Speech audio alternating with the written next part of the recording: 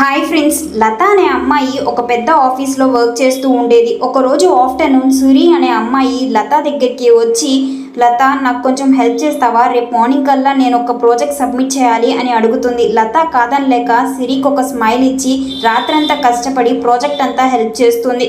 ఇక next day మార్నింగ్కి బాగా tired అయిపోతుంది లత.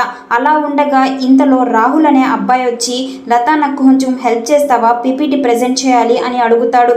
ఇక లత కాదని చెప్పలేక తనకు కూడా హెల్ప్ చేస్తుంది. తన వర్క్ అంతా కూడా పక్కన పడేసి అందరికీ హెల్ప్ చేస్తూ ఉంటుంది లత. అది చూసిన వాళ్ళ బాస్ లతని పిలిచి, ఏమైంది లత, నీ వర్క్లో నువ్వు చాలా డౌన్గా ఉన్నావు అని అంటాడు. సార్, అది నేను అందరికీ హెల్ప్ చేయడంతో నా వర్క్ అంతా వెనకపడిపోయానని చెప్తుంది. ఇక బాస్ అర్థం చేసుకొని, ఇక నుంచి ఎవరైనా కొలీగ్స్ నిన్ను హెల్ప్ అడిగితే అందరికీ నో చెప్పడం నేర్చుకో, నో చెప్తేనే నీ వర్క్లో నువ్వు ముందుకెళ్ళగలవు అని అంటాడు. వీడియో నచ్చితే లైక్ చేయండి, షేర్ చేయండి, ప్లీజ్ సబ్స్క్రైబ్ చేసుకోండి. Thanks for watching.